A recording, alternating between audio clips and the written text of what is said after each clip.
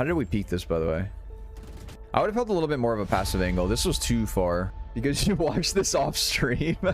Okay, repositioning after we plant the bomb. This is the biggest thing that we're not doing. During these animations, we are 100%... Okay, I would avoid taking this gunfight in general. We need to avoid long distance fights or actual fights in general. My name is Jollz. I'm a Radiant player. If you enjoy this type of content, be sure to like and subscribe, considering 80% of you guys are still not subscribed. I do these coaching sessions live, so you're more than welcome to swing by the stream and ask questions. If you're interested in coaching yourself, click the link in the description. Click the book a lesson button and select your plan and time. Lastly, if you want a chance to win free coaching, be sure to comment down below your Discord name and why you think you deserve it. I'll be picking out a person randomly. Other than that, enjoy the video. Let's see. I'm currently D3, but I'm very inconsistent. One match I can make 20 kills, the next one 8. So I want to work on that. Okay, consistency issues. I'm currently the IGL in a small org, so I'm trying to also improve my game sense. Anything would be helpful. Honestly, PS, I'm from Mexico, so comms are in Spanish and game is in German. I also play sometimes in NA. Okay. All right. So Diamond 3. Okay. First round, we went with the, okay. Yeah. I like this a lot better. So you can go snake bites. I would only recommend snake bites first round if you have lineups. That's the only time you should buy snake bites first round on attack side. But ghost is better. Superior, in my opinion, on breeze. Okay. Grabbing orbs. Farming the ult. Good.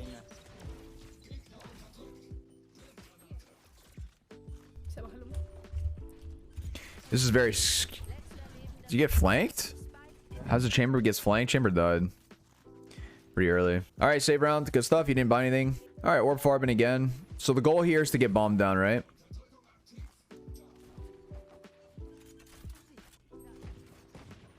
Your team's hard. Wait, what are they? Wait, how are they winning?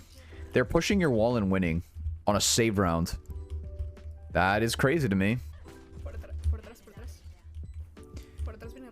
Yeah, so the reason I don't really like this spot, it might look like your team is all watching spawn here in yellow, but they actually aren't. They're actually not watching anything. Jet is watching top of bridge. KO is sitting behind yellow, and we are kind of exposed from yellow here. The comms aren't in English anyway, so it's okay. Okay, I would avoid taking this gunfight in general. We need to avoid long distance fights or actual fights in general because we have the gun disadvantage, right? We have a classic. They have a Spectre. Don't take this fight anymore. Don't even hold this angle. Ah, so see, we're doing the same kind of thing here. Right? We're taking these fights. We don't have to be taking... It's a 3v2. It's a 3v2. We have the bomb down. You have to understand, they have to get into sight, defuse the bomb. So we don't need to be giving them free 1v1s. The only time we should be doing this if we're down numbers. If it's a 2v2, 2v3 for in our favor, right? Let's look. Let's look what happens. It's a 3v3 now. But it was a 3v2 because we... Right? Reyna got the kill and we're still taking this fight. We just need to avoid taking these unnecessary gunfights, right? Play around the bomb. Let them push into you. Catch them off guard. Otherwise, just the 1v1. Who practiced aim lag more? That's what it comes down to, yeah. That's basically it. Okay, so here, this is going to sound crazy, but you drop the bomb to KO and you push up into spawn. Basically, we need to take space here. It's going to be very hard for us to win this round if we don't start, you know... We have ult. We have ult. Ah! Yeah, we wait out the animation, hugging the pillar, and then we back up. But I would have ulted. That was good. It's fine. So, could be pushed up A main though. Oh, how did I know that he was pushed up A main, chat? Because you watched this off stream. Do you guys actually think that I watched this off stream? Okay, let me break this down. Because this person is rotating from spawn to A, that means that they have information that we are going A. How do they have information that we are going A? Somebody on A comm to their teammates that they are coming A. How do they know that? Somebody has to be here. Because we didn't get shot out before the wall dropped, that means that there's not somebody yellow watching the cross. There's not somebody bridge, obviously, because Chamber's here. And if there's nobody yellow watching the cross, we can only assume that this person pushed into A main for info. This guy's gonna push the wall, no? No, it didn't. Okay. So 2v3. We're still stuck on site. Okay, repositioning after we plant the bomb. This is the biggest thing that we're not doing. We are not repositioning after we plant the bomb. We need to reposition. We need to reposition. Look when we plant. Look when we plant. Look how much time we have. Boom. This is how much wall we have. This is enough time for us to knife out run A. I promise you. I promise you. To knife out, run back main, yeah, 100%. And even when it hits 0, it's still a little... It lasts for a little bit longer, right? See? It's still up. Still up. Plenty enough time, yeah? We need to reposition every time we put the bomb if possible because it gives away... Because it makes it too obvious if we sit on bomb. It's really hard to isolate our 1v1s here. And we get traded here. How did we peek this, by the way? I would have felt a little bit more of a passive angle. This was too far. Biggest thing in a 1v2, 1v3 is eliminating our 1v1s, right? Or isolating our 1v1s, I mean. We should have peeked an angle like this. I actually like this buy, though. Armor, 1 snake bite. Careful with the knife out. It could have been another lurker. What gun did he have? Probably a classic. Use the sheriff, yeah. Careful with the quick switching. Woo! Okay, quick switching a bit too much. We are switching... to our knife a bit too much. During these animations, we are 100% vulnerable as we cannot shoot our gun. And this will lead to us dying a lot more. Yeah, be careful with it. Very careful. Vienen, vienen. Buena. KO Kitwood. Jet no se sabe. We're holding... Oh, look, okay, see? So, we're... Okay. Okay. We're doing this a lot. We're doing this a lot.